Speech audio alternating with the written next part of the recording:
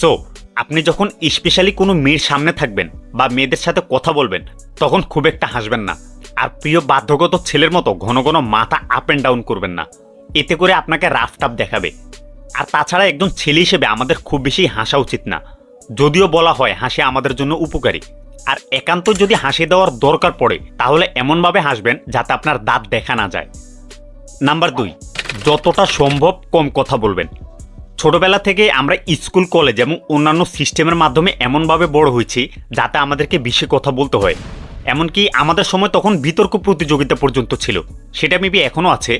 তবে চুপ থাকা খুবই পাওয়ারফুল একটি কাজ, আর এর মাধ্যমে আপনি মেয়েদের অ্যাটেনশনকে আপনার দিকে টেনে আনতে পারবেন। কারণ চুপ থাকা মানেই মিস্টিরিয়াস হওয়া, আর মেয়েরা মিস্টিরিয়াস ছেলেদের প্রতি আকর্ষণ অনুভব করে। আপনি যত কম কথা বলবেন ততই আপনাকে বুঝতে পারা তাদের জন্য কঠিন হবে, এবং আপনি যখন কথা বলবেন তখন আপনার কথাটি অন্যদের কাছে মূল্যায়ন বেশি পাবে। আমরা যখন অন্য মানুষদের সাথে কথা বলি তখন উল্টো পাশের মানুষ খুব বেশি জ্ঞানী না হলেও তারা আমাদের ভয়েস টোন এবং আমরা যা বলি সেটার মাধ্যমে খুব সহজেই আমাদের ব্যাপারে মাপযোগ করে ফেলতে পারে। যাদের পার্সোনালিটি খুব স্ট্রং তারা কোনো কিছু বলার দরকার হলে খুব কম কয়েকটি শব্দের মাধ্যমে সেগুলো বলে থাকে। তবে মাথা রাখবেন, আপনি যদি কম কথা বলার অভ্যাস করেন তাহলে আপনার মধ্যে অবশ্যই কনফিডেন্ট হোল্ড করে রাখবেন। আপনার চোখে মুখে এবং ফেসিয়াল এক্সপ্রেশনে কনফিডেন্ট ভাবটা ধরে রাখবেন। না হয় পরবর্তীতে আপনার যদি কিছু বলার দরকার হয়, চেহারায় কনফিডেন্ট না থাকলে আপনাকে দেখতে কিছুটা উইয়ার্ড দেখাবে। নাম্বার 3, কথা বলার সময় কিছুক্ষণ পজ হয়ে নেবেন। যদি আপনি কথা বলার সময় পজ নিয়ে কথা বলেন তাহলে আপনার কথা অথবা বক্তব্যকে আরও বেশি মিস্টিরিয়াস এবং পাওয়ারফুল মনে হবে। আমরা মানুষেরা যখন অন্যদের সাথে কথা বলি তখন সেখানে body language, voice tone, eye contact এগুলোর একটা নৃত্য চলতে থাকে, আর এই বিষয়গুলি নির্ধারণ করে অন্যরা আপনাকে কিভাবে নেবে। যেমন কেউ যদি খুব দ্রুত কথা বলে আমরা অটোমেটিক বুঝে ফেলি তার মধ্যে কনফিডেন্স কম বা সে নার্ভাস। আপনি যখন কারোর সাথে কথা বলতে যাবেন তখন কথা শুরু করার আগে 4 সেকেন্ডের মতো পোজ নিয়ে তারপর শুরু করুন। কথা শুরু করার আগে যদি আপনি 1 সেকেন্ড আই কন্ট্যাক্ট করে তারপর শুরু করেন তাহলে উল্টো পাশের জন কিছুটা আনইজি ফিল করতে পারে। মাথা রাখতে হবে, আমাদের উদ্দেশ্য কাউকে আনইজি ফিল করানো না, বরং নিজের দিকে আকৃষ্ট করা। মেয়েরা বায়োলজিক্যালি ওসব ছেলেদের প্রতি আকৃষ্ট হওয়ার জন্য প্রোগ্রাম যারা একটু ডেঞ্জারাস। যেমনটা বলেছিলাম, যে ছেলেকে দেখে ডেঞ্জারাস মনে হয় মেয়েরা মনে করে তার মধ্যে প্রোটেকশন দেওয়ার ক্যাপাবিলিটি বেশি, মানে এই টাইপের সিগন্যাল তাদের ব্রেনে চলে যায়। সেজন্য আপনি যখন কথা বলার সময় পজ নেবেন বা শুরু করার সময় পজ হয়ে তারপর শুরু করবেন তাহলে এই বিষয়টি অন্যদের চোখে আপনাকে কিছুটা ডেঞ্জারাস এবং মিস্টিরিয়াসভাবে উপস্থাপন করবে। আর মেয়েদের সামনে করলে তারা বায়োলজিক্যালি আপনার প্রতি আকৃষ্ট হবে।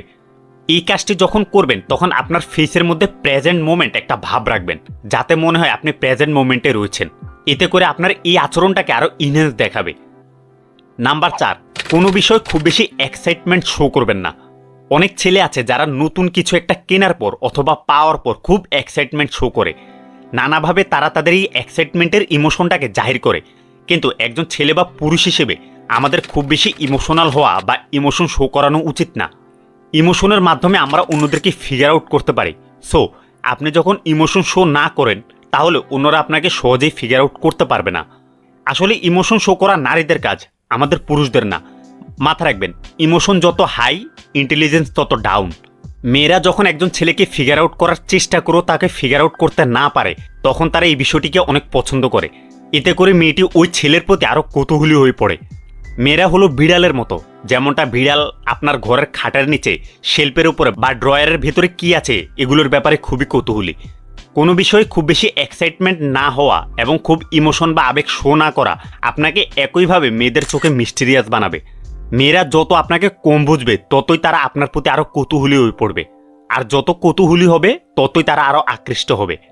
আপনারা যারা বিবাহিত অথবা সামনে বিয়ে করবেন তাদেরকে একটি টিপস দিচ্ছি।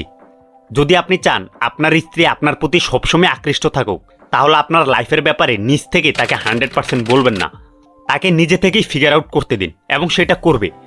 কিছু কিছু বিষয় সে আপনাকে প্রশ্ন করলে সেগুলোর কিছু কিছু উত্তর না দেওয়ার চেষ্টা করবেন, তবে সে নানাভাবে সেগুলোর উত্তর আপনার থেকে বের করার ট্রাই করবে, এমনকি ঝগড়াও করতে পারে। ঝগড়া জাস্ট একটি ফাঁদ আপনার মুখ থেকে কথা বের করার। কিছুটা সিক্রেট এজেন্টের মতো আচরণ করবেন। মেয়েরাও সিক্রেট এজেন্টের মতোই আপনার সাথে আচরণ করে, হয়তোবা অনেক সময় আমরা ছেলেরা এটি বুঝতে পারি না। তারা খুঁজে বের করবেই আপনার লাইফে কি চলছে। নাম্বার 5, একটু কঠিন হওয়ার ট্রাই করুন। অনেক ছেলেই মনে করে একটু কঠিন বা রাফ টাফ হওয়ার জন্য তার অনেক বডি বিল্ডার হতে হবে, অনেক লম্বা হতে, চিন্তা করছেন না। অনেকে রিস্ক নেওয়া মানে মনে করে তাকে 60,000 ফিট উপর থেকে লাফ দিতে হবে বা কোনো একটি বিজনেসে লক্ষ টাকা না বুঝে ইনভেস্ট করতে হবে। লাইফে শুধু এগুলো